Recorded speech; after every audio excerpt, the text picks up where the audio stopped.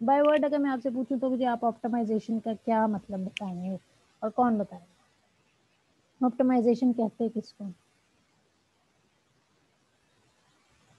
Ma'am performance के हिसाब से, जिसकी परफॉर्मेंस अच्छी हो हम्म। उसको उसे कहेंगे ऑप्टिमाइज हम बोलेंगे। उसे कहेंगे ऑप्टिमाइज। आपकी क्लास के सीआर की परफॉर्मेंस बड़ी अच्छी है, आप कहेंगे हमारा बड़ा ऑप्टिमाइज्ड सा सीआर है। अगर नहीं अच्छी तो आप कहेंगे हमारी नहीं मैम। सीआर की ऑप्टिमाइजेशन नहीं अच्छी, सीआर चेंज करो, वोटिंग मैम करो। इतना अच्छा तो हूँ। इतना अच्छा तो है अनुमान। हाँ अनुमान, सिर्फ हाँ यार मजाक नहीं। अनुमान एग्जाम्पल दिए सिर्फ, और दिल पे नहीं लेना इस बात को। ठीक है, चलो किसी और का नाम मैम ले लेते हैं। ऑप्टिमाइजेशन हाँ। बेसिकली ये होती है कि मतलब कोई अगर एक्स्ट्रा चीज आ गई है ना तो उसको रिमूव कर, जिसका कोई मकसद नहीं है उसको रिमूव कर अच्छा। देना। और जो मतलब है ना, हम्म। कोड जिस तरह होता है कि उसको एक अच्छे वे में अरेंज कर देना वो। अच्छा, तो मैंने 2 पॉइंट्स बताए ऑप्टिमाइजेशन के। मैम बेसिकली इसमें इसमें हम्म। डिक्रीज कर रहे होते हैं हम चीज को, कि इसमें बड़ी हम, चीज को हम स्मॉल चीज में लिख रहे होते अच्छा ठीक है बच्चे, दो चीजें हैं, दो बातें हैं, दो फैक्टर्स हैं जो नुमान ने भी बताए, ठीक है, और जो किसने बताए थे, फैसल ने, असद ने? मैं असद। अच्छा जी, असद ने भी बताया। दोनों चीजें टेक्निक में आती हैं या गोल एंड एडवांटेज में आती हैं, ये कौन बताएगा? मैं रिपीट करती हूँ, बताया क्या था? असद ने बताया था कि हम क्या करते हैं, हम रिमूव करते हैं बड़ी चीज को, छोटा कर देते हैं, साइज रिड्यूस कर देते हैं। और नुमान ने बताया कि अनवांटेड चीज को रिमूव कर देते हैं या इसे एक ऑर्डर में अरेंज कर देते हैं। कौन मुझे बताएगा ये तीनों बातें गोल या एडवांटेज के अंदर फॉल करती हैं या टेक्निक में फॉल करती मैम हम टेक्निक्स बेसिकली में आएगा। टेक्निक्स हैं, लेकिन तकनीक में आएंगे ये मैम। हैं? ये एज ए हाथ खड़ा कर लिया करो एडवांटेजेस भाई, भी एक काम। से ज्यादा लोगों को अगर आता हो तो हाथ खड़ा कर लिया करो। मैं पार्टिसिपेंट साइड पे ऑन कर देती हूँ, कम से कम मुझे ये पता चलता रहे कि कौन बात कर रहा है। हाँ जी। सी आर इज रेजिंग यार, his hand. Raising hand, hand raise किया जा सकता है भाई जूम में, नुमान बोल के हैंड रेज नहीं करना। चलो आप नुमान, आपने और असद ने तो बताया था ना, चलो आप दोनों छोड़ो ना। कौन बता रहा है? यूसुफ बता रहा है? नहीं, राना जावेद। चलो उसने हैंड रेज किया। हाँ जी जावेद, आप। मैम इसमें हम ये टेक्निक्स के लिए यूज होगा, एडवांटेज तो तीनों उसके ये होते तीनों हैं ना। टेक्निक्स हैं, तीनों टेक्निक्स हैं। साइज मैम इसमें रिड्यूस कर देना, अनवांटेड को रिमूव कर देना, और रीअरेंज कर देना। मैम रीअरेंजिंग, और इसमें हम कोड यानी कि हमारे पास जो एक्स्ट्रा लाइंस होते हैं उन्हें डिक्रीज कर देना, ये आएगा टेक्निक्स में। ये टेक्निक्स में आएगा। साइज को रिड्यूस करना, ये भी टेक्निक्स में आएगा। लाइन ऑफ कोड को जी। रिड्यूस करना या साइज को कम करना, ये भी चीज है। जी गो मैम। बिल्कुल ठीक हो गया। गोल में क्या आएगा फिर यूसुफ? एडवांटेज क्या हुई, गोल क्या हुआ? ऑप्टिमाइज तो कर दिया कोड इन टेक्निक्स को यूज करके जो आपके फेलोज ने बताया, ये तो टेक्निक्स उन्होंने कह दी। तो ये फैक्ट हो गया कि ये काम करना, साइज को रिड्यूस करना या लाइन ऑफ कोड को कम करना या अनवांटेड चीज को रिमूव करना या रीअरेंज करना, ये एक टेक्निक है, ठीक है, ऑप्टिमाइज करने की। तो ऑप्टिमाइजेशन का एडवांटेज या गोल क्या है फिर? कहाँ गया यूसुफ? यूसुफ का माइक ऑन है। अच्छा। मैम वैसे तो इसका मकसद ये होना चाहिए कि हमें एक ऐसा लाइन ऑफ कोड मिले जो ज्यादा एफिशिएंट हो, जिसकी परफॉर्मेंस बेहतर रहे। ठीक है, ऐसा लाइन ऑफ कोड मिले जो एफिशिएंट हो, जिसकी परफॉर्मेंस बेहतर है। जावेद, आप क्या कहने लगे थे? आपने हैंड रेज किया था। मैम यही वो एडवांटेज का ही बताने लगा था अच्छा, कि यही वो एडवांटेज बताने लगे। मैं आपको दो फैक्टर्स बताती हूँ। There are the difference between a technique and advantage of anything, ठीक है। कोड ऑप्टिमाइजेशन से पहले टेक्निक और एडवांटेज के फैक्टर को अगर देखा जाए तो ये दो फैक्ट्स हैं। There is a difference between advantages of something and technique of that same thing और any other thing. It means, आप सबको क्रिकेट खेलना आता होगा, आता है? कोई ऐसा बंदा जिस मासूम को क्रिकेट ना खेलना आता हो? ऑलमोस्ट सबको ही आता ऑलमोस्ट सबको मैम यार। जिसको ना भी आता वो भी खेल लेता चलो है। जिसको ना भी आता हो वो भी खेल लेता है। क्रिकेट खेलने की क्या कोई स्पेसिफिक टेक्निक है?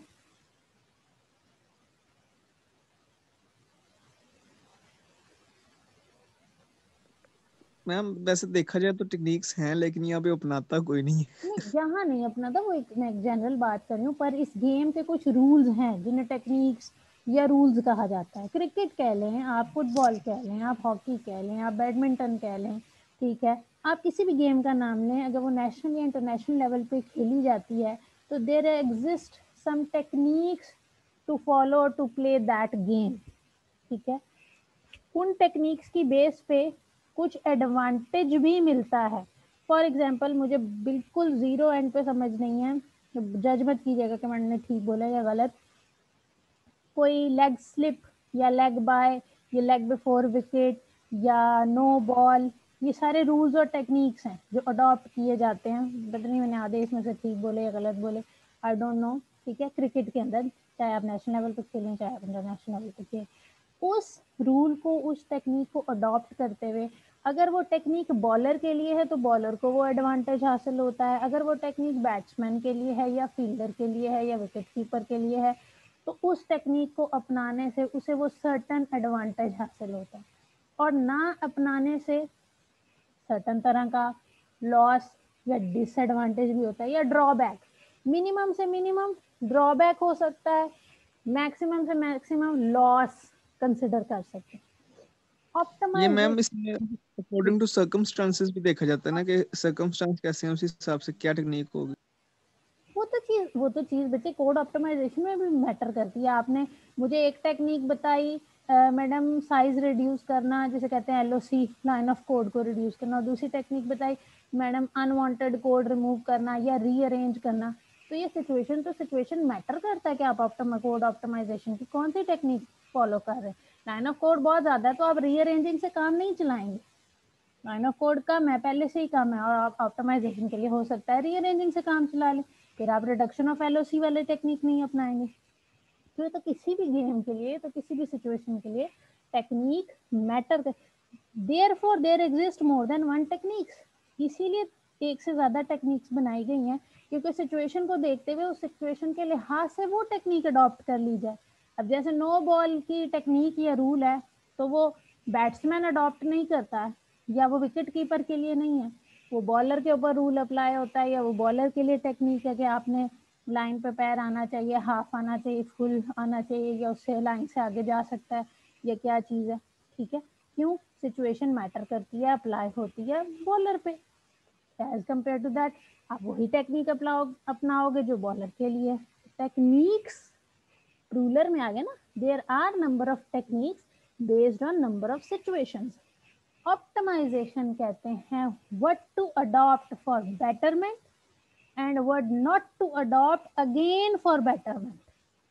मेरे इस जुमले की अगर किसी को समझ आई है एक बार बोलने में तो मुझे हैंड रेज, जूम वाला हैंड रेज, जो जूम में ऑप्शन आता है हैंड रेज, ब्लू कलर का हाथ आपके, हाँ जी नुमान, एक दफा दोबारा बोलूं या मेरे एक ही गो में बता दोगे कि मैंने क्या बोला था? मैम समझ आ गई है। समझ आ गई? ऑप्टिमाइजेशन बेसिकली एक ऐसा प्रोसेस है जो कि मतलब बेटरमेंट किसी मतलब उस चीज को अगर अच्छा उसको रिप्रेजेंट करना है तो उसके लिए अगर कोई चीज इस्तेमाल होती है तो वो ऑप्टिमाइजेशन है। और अगर उसको बुरा मतलब करना है तो ऑप्टिमाइजेशन ना करें तो वो उसको बुरे वे में वो रिप्रेजेंट हो अच्छा, रहा एक हो। दफा रिपीट और करूंगी। नुमान के अलावा असद ने हाथ खड़ा किया था, नुमान के अलावा किसने हैंड रेज किया था भाई? उससे भी पूछना चाहूंगी। यस मैम मैंने किया हाँ था। जी, ऐसे क्या समझ आई थी मेरे? एक दफा बोलना, तो मैं आहिस्ता आहिस्ता जरा दोबारा बोलूंगी, ज्यादा अच्छी समझ आएगी। पर आपको क्या समझ आई? मैम, तकरीबन वही चीजें जो नुमान ने बोली जो हैं। नुमान ने बोली, अगेन एक दफा सुनिएगा। Basically optimization is the process of adopting any technique for betterment and avoiding या not adopting या avoiding certain situations again for betterment। Optimization इस तरह के प्रोसेस को कहा जाता है जिस प्रोसेस में आप कुछ टेक्निक्स को अडॉप्ट करते हो बेहतरी के लिए और कुछ बातों को अवॉइड करते हो अगेन बेहतरी के लिए भी, ठीक है। मैंने दोनों में वर्ड बेहतरी का यूज किया क्योंकि आपको समझ आ गई कि आप क्या करते हो, आप नमाज पढ़ते हो बेहतरी के लिए, पर आप नमाज नहीं छोड़ते हो बेहतरी के लिए। ये दोनों चीजें क्या हैं? वाइस वर्सा नहीं है, एक दूसरे के पैरेलल चलती हैं। एक चीज को अडॉप्ट कर लेना आपको बेनिफिट दे सकता है और दूसरी चीज को अडॉप्ट ना करना भी आपको बेनिफिट दे सकता है। ठीक है, ऐसे कह सकते हैं कि अच्छा काम अडॉप्ट करना और बुरे काम से रुक जाना। ऐसा कैसे काम कह सकते हैं? अच्छा काम अडॉप्ट करना और बुरे काम से रुक जाना is the process of optimization. ये सिर्फ मैं ऑप्टिमाइजेशन की बात करती हूँ, यहाँ कोड ऑप्टिमाइजेशन का कोई ताल्लुक नहीं। बाय वर्ड मीनिंग समझाने के लिए कि ऑप्टिमाइजेशन कहते किसको है। बेहतरी की तरफ जाना, कुछ चीज़ अडॉप्ट करके जा रहे हैं या किसी चीज़ को अवॉइड करते हुए जा रहे हैं। अडॉप्ट क्या कर रहे हैं? Less line of code. Avoid क्या कर रहे हैं? Large line of code. Adopt क्या कर रहे हैं? रीअरेंज या proper order of code. Adopt क्या नहीं कर रहे हैं? रैंडम या इरेगुलर बिखरा हुआ कोड। दोनों चीजें एट द एंड आपको क्या दे रही हैं? ऑप्टिमाइजेशन दे रही हैं। एक चीज को अडॉप्ट करना भी आपके कोड को ऑप्टिमाइज कर रहा है, एक चीज को अडॉप्ट ना करना भी आपके कोड को ऑप्टिमाइज कर रहा है। तो बाय वर्ड ऑप्टिमाइजेशन का मीनिंग होती है तो वर्ड्स उस प्रोसेस को कहते हैं जो आपको बेटरमेंट की तरफ लेके जाए। अब कोड की जब बात करते हैं तो आप कहते हैं मैडम कोड की बेटरमेंट परफॉर्मेंस, यस कोड की बेटरमेंट स्पीड, यस कोड की बेटरमेंट एफिशिएंसी, यस कोड की बेटरमेंट या फास्ट क्या उसे कहते हैं generation of results, yes code की बेटरमेंट एक्यूरेसी, यस कोड की बेटरमेंट। ठीक है, अब कोड के रेफरेंस से अगर देखा जाए तो ऑप्टिमाइजेशन किस तरह की बेटरमेंट प्रोवाइड करेगी वो उसके एडवांटेजेस के तौर पे आप काउंट करते हैं। ठीक है, तो बाय वर्ड अगर देखा जाए तो process of code optimization involve करता है कि आप अनवांटेड, जो आपके सामने स्क्रीन पे नजर आ रहा है, मैं उस डाटा को रेफर कर रही हूँ, अनवांटेड लाइन ऑफ कोड को एलिमिनेट कर दिया जाए या जो स्टेटमेंट्स हैं, जो लाइन ऑफ कोड है, उनको किसी बेटर परफॉर्मेंस के लिए, ठीक है, आप उसको क्या कर सकते हैं? रीअरेंज कर सकते हैं, उसकी रीऑर्डरिंग कर सकते हैं। इसके अगेंस्ट आपको क्या एडवांटेजेस हासिल होंगे?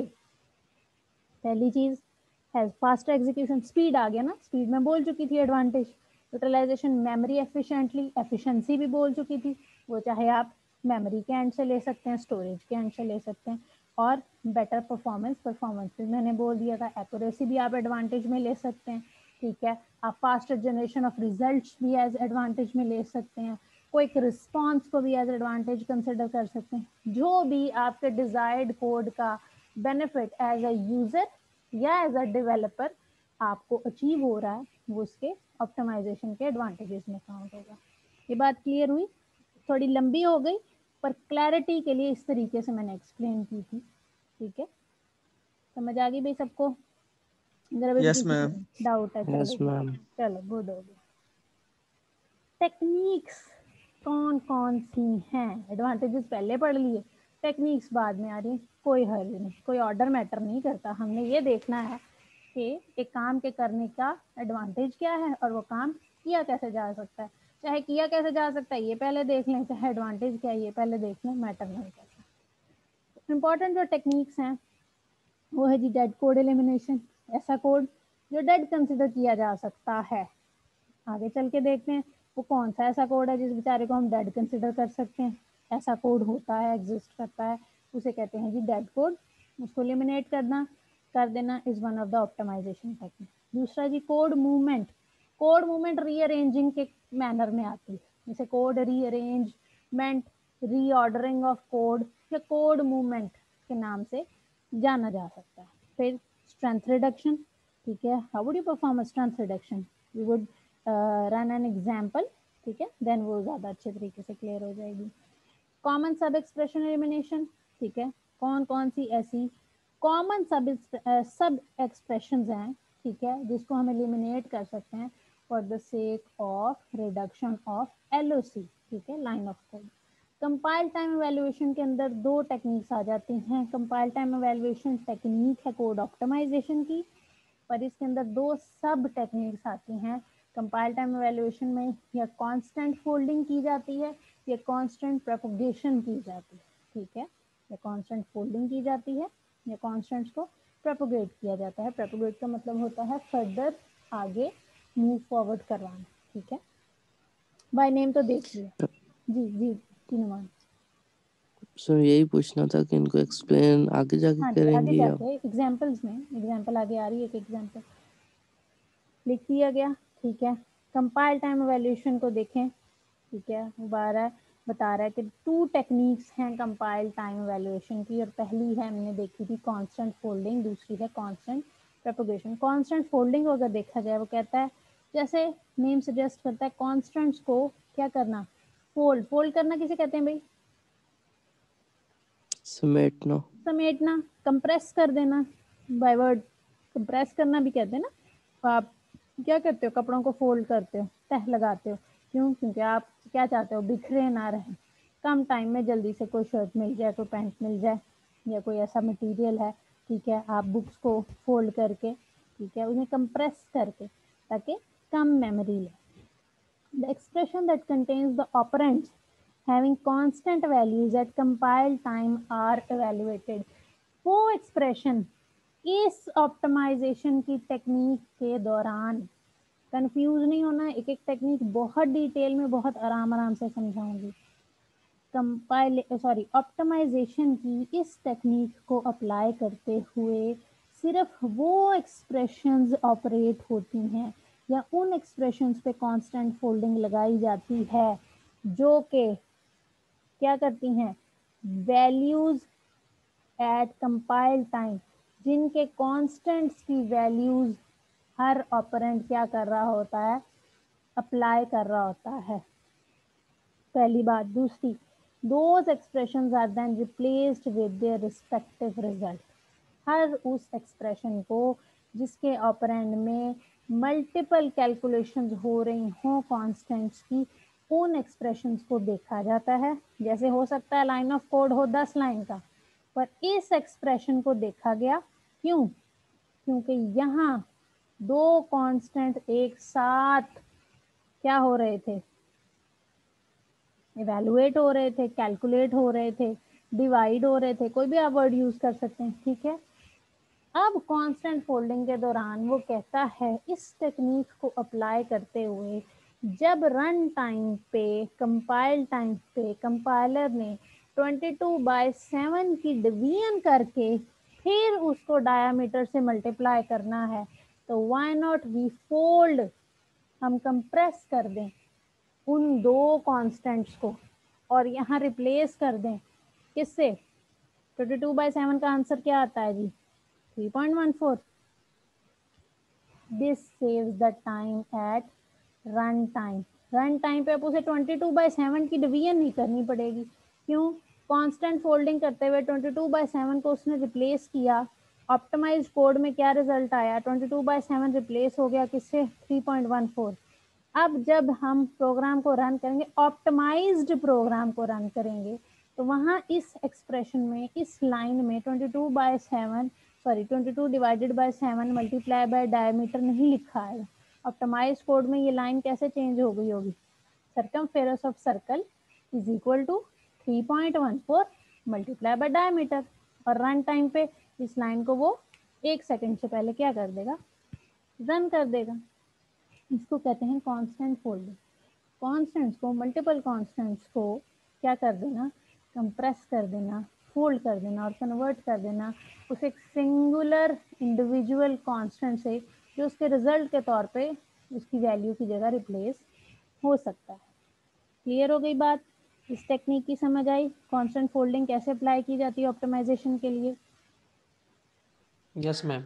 इसकी जगह कोई भी ऑपरेंड यूज हुआ होता तब भी यही होना तब था, भी मिसाल के यही होता, मल्टीप्लाई मल्टीप्लाई प्लस माइनस कुछ भी, क्योंकि रन टाइम पे मल्टीपल ऑपरेंड्स को रन करने की बजाय आप रिडक्शन ऑफ ऑपरेंड्स भी का यूज, ऑपरेटर्स की जगह आप रिडक्शन ऑफ ऑपरेंड्स की जगह आप रिडक्शन ऑफ ऑपरेटर्स का काम भी यहाँ कर रहे हैं। फॉर एग्जांपल 22/7 ही रहता तो रन टाइम पे डिवीजन करनी पड़ती और फिर मल्टीप्लिकेशन करनी पड़ती, जबकि कांस्टेंट फोल्डिंग के बाद आपको रन टाइम पे सिर्फ क्या करनी पड़ रही है? मल्टीप्लिकेशन करनी पड़ रही है। ऑपरेंड्स रिड्यूस होने के साथ साथ ऑपरेटर्स भी क्या हो गए हैं? ऑटोमेटिकली रिड्यूस हो गए। वैसे ये 22/7 अगर देखा जाए तो इसकी वैल्यू भी चलती जाती है, ये राउंड ऑफ करके 3.14 लिखा गया है, उसमें भी कोई फर्क पड़ता है? मतलब कि उसमें ऐसी वैल्यू हो जो उसमें फर्क नहीं पड़ना था। उसमें फ़र्क नहीं पड़ना था। बात वैल्यू की के साइज की नहीं है। हाँ, फ़र्क कितना पड़ना था मेमोरी एलोकेशन का। यहाँ पे बात मेमोरी एलोकेशन की नहीं आ रही, यहाँ बात रन टाइम पे उसकी कैलकुलेशन की, या कितना रनिंग टाइम ले रहा है। मे बी जो अनऑप्टिमाइज्ड लाइन है वो 2 सेकंड ले रही हो रन करने के लिए, और आफ्टर ऑप्टिमाइजेशन जब आपने उसे 3.14 या अगर 3.14 समथिंग समथिंग से भी रिप्लेस किया तो मे बी वो 1 सेकंड में रन हो जाती है लाइन। तो टाइम किसका कम लगा? Course 1 second. यानी ऑप्टिमाइज्ड कोड बेहतर रहा किससे? अनऑप्टिमाइज्ड कोड से। ठीक है, तो यहाँ मैटर साइज फिलहाल नहीं कर रहा, यानी मेमोरी फिलहाल नहीं मैटर कर रही, यहाँ पे speed of generating result matter कर रहा है। दैट्स व्हाई कांस्टेंट फोल्डिंग की जा रही है ऑप्टिमाइजेशन के लिए, स्पीड अचीव करने के लिए। अच्छा जी, नेक्स्ट आपके पास कंपाइल टाइम का दूसरा जो टेक्निक थी वो क्या है जी? Constant propagation. वो कहते हैं इस टेक्निक में क्या किया जाता है, if some variable has been assigned some constant value, अगर किसी वेरिएबल को कोई कांस्टेंट वैल्यू असाइन कर दी गई है, किसी वेरिएबल को has been assigned to a constant, a is equal to 10, b is equal to 3, c is equal to a plus b, तो आप क्या करेंगे? 10 plus 3 कर देंगे। ठीक है, then it replaces the variable with its constant value in the further program during compilation. The condition is that the value of variable must not get altered in between. But यहाँ एक condition लगा दी गई है कि constant propagation सिर्फ तब apply होगी अगर एक वेरिएबल को एक कांस्टेंट वैल्यू असाइन कर दी जाए और वो during the execution of all the line of code वो वैल्यू रिप्लेस या ऑल्टर ना होती हो, तो आप उस वेरिएबल को उसकी वैल्यू से क्या कर सकते हैं? रिप्लेस कर सकते हैं in optimised line of code. Example में ज़रा बेहतर समझिएगा, ये 3 लाइनों का एक कोड है। वो कहता है लाइन नंबर 1 पे पाई के अंदर 3.14 वैल्यू रख दो, कांस्टेंट असाइन कर दो, यानी a is equal to 10, radius is equal to 10, यानी b is equal to 10, a is equal to 10, b is equal to 10। Area में क्या किया? a multiply by b multiply by b। ठीक है, a multiply by b multiply by b, यानी pi multiply by radius multiply by radius. अब होगा क्या? ये 3 लाइन ऑफ कोड रन हुआ। सबसे पहले उसने क्या किया? एक वेरिएबल इनिशियलाइज कराया, उसे एक वैल्यू दी, अच्छा मेमोरी में रखा, ओहो बड़ा काम किया। रेडियस एक वेरिएबल इनिशियलाइज कराया, उसे एक वैल्यू दी, अच्छा मेमोरी में रखा, बहुत बड़ा काम किया। एरिया एक वेरिएबल लिया, उसके अंदर पाए की वैल्यू कांस्टेंट जो थी मेमोरी से उठाई, रेडियस की वैल्यू कांस्टेंट जो थी मेमोरी से उठाई, फिर उठाई, मल्टीप्लाई किया, उसके रिजल्ट को एरिया के अंदर रखा। बहुत बड़ा काम किया, वाकई बहुत बड़ा काम किया, तंज नहीं कर रहे। इस ऑप्टिमाइजेशन टेक्निक को अप्लाई करते हुए होता क्या है? वो कहता है कि अगर आपने पाई को एक कांस्टेंट वैल्यू दे दी है, रेडियस को एक कांस्टेंट वैल्यू दे दी है, तो वाई नॉट एक्सप्रेशन में लिखो 3.14 into 10 into 10। Why you are wasting time and memory on initializing and declaring a variable, assigning a constant value to it, utilizing memory and storage, runtime पे accessing that memory location, fetching that constant value, then multiplying it by something and then generating the result? Why are you wasting time in it? Directly apply area, किसी variable के अंदर result save तो करना ही करना है, तो only declare area of circle that is equal to 3.14 into 10 into 10 and it saves the run time. The result will be 314। जो line of code single line में किया जा सकता है by utilizing the technique of constant propagation, why you are wasting that code and going up till 3 line of code utilizing that memory and storage as well as accessing that memory at the run time. ठीक है जी, बात clear हुई? This is the यानी कि technique. Variable वाला चक्कर ही खत्म करके डायरेक्ट Yes, कांस्टेंट्स को yes. You are wasting time na in declaring A, assigning value 10, placing it in memory.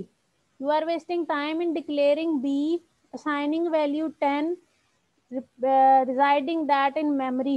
Run time पे क्या? Fetching that value from the memory.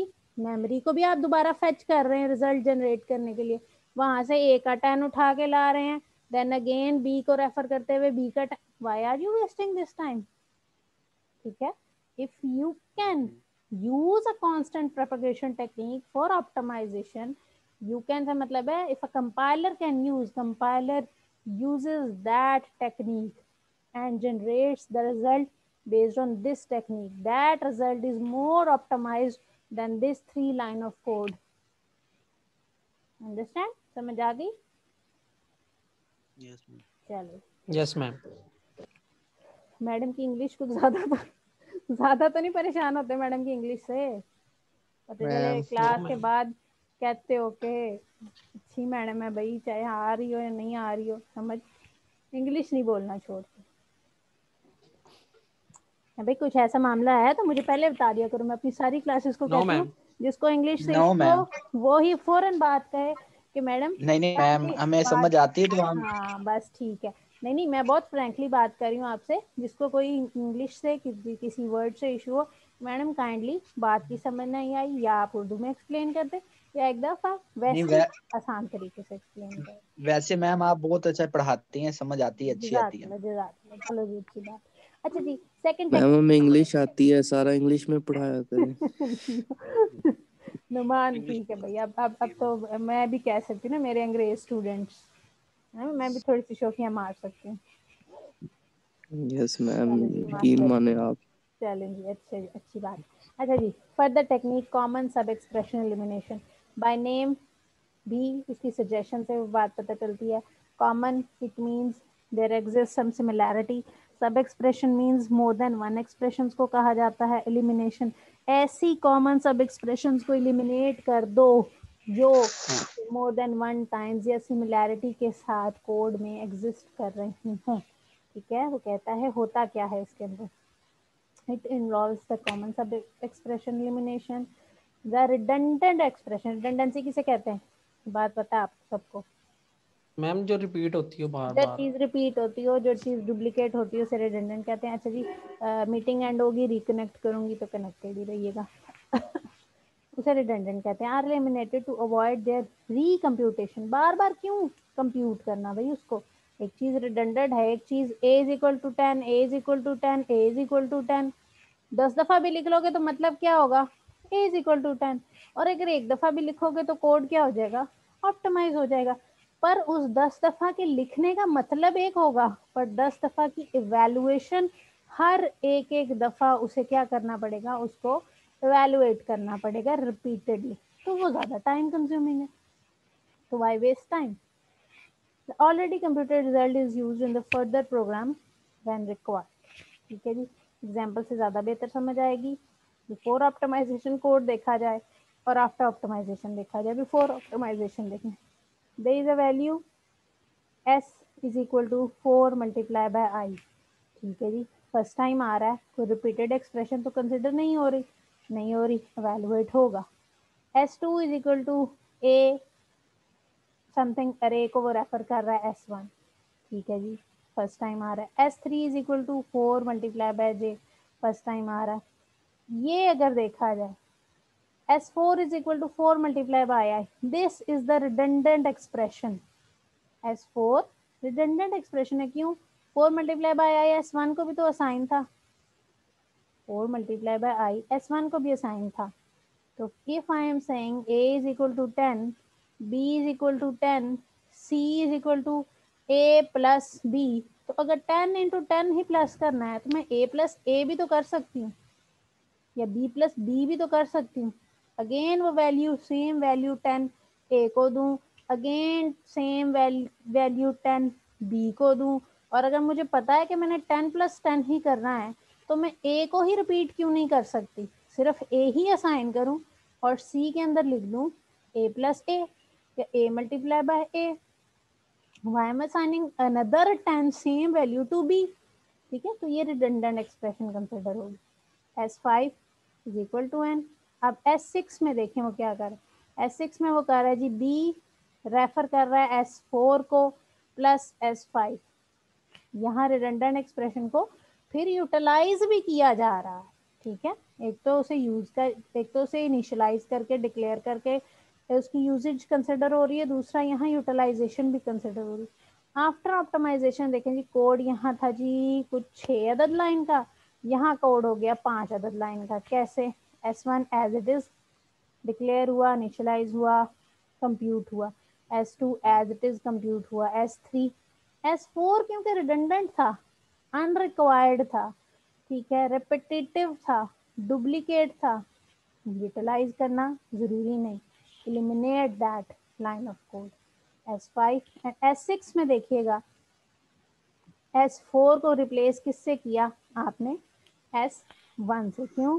क्योंकि S4 रिपीटेड था किसकी तरह? S1 की तरह.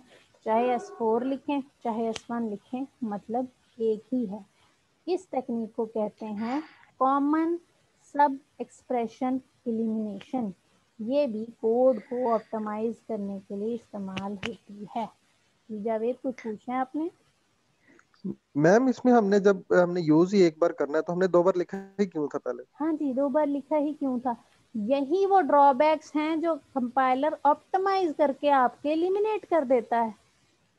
ये आपने लिखा ह्यूमन मैम एरर. ये तो फिर हमारी गलती थी ना हाँ कि जी, हमने 2 बार ये ह्यूमन, जानबूझ के लिख तो दिया ऐसे ही. 2 बार जानबूझ के लिखा, भूल गए पीछे डिक्लेयर्ड था, सेम वैल्यू ही डिक्लेयर्ड थी, आगे आके पता चला कि करना तो मैंने 10 मल्टीप्लाई बाय 10 ही था, पर पीछे बी डिक्लेयर कर चुके थे, पीछे जाके उस बी को रिमूव नहीं किया, आगे ए प्लस ए भी कर सकते थे, ए मल्टीप्लाई बाय ए भी कर सकते थे, पर ए मल्टीप्लाई बाय बी यूज किया.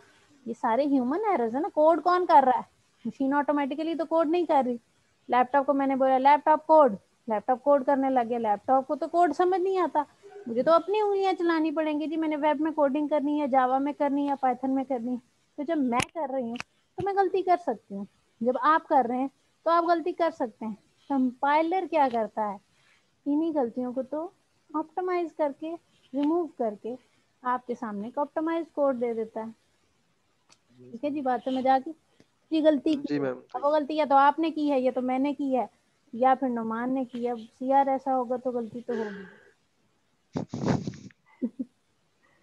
ठीक है जी. मैम पा दो CR थे. हाँ बस मिला हुआ है ना हमें ऐसी मुफ्त का. नहीं नहीं नुमान, मिसाल दी है बच्चे, दिल पे नहीं लेनी बात. बाद में कहेगा मैडम ने सारी मिसालें मेरे पे डाल के मुझे ही आपने मिसाल का बकरा बनाया. नहीं नुमान, हम तो ऐसे ही बच्चे. अच्छा, क्या सुनने में नहीं आया, बल्कि आज से कॉलेजेस ओपन हो गए हैं 18 से. इसका मतलब खैर से इंशाल्लाह हमारी 1 फेब से यूनी भी ओपन हो जाएगी. मैम फिजिकल अल्लाह एग्जाम करे. होंगे.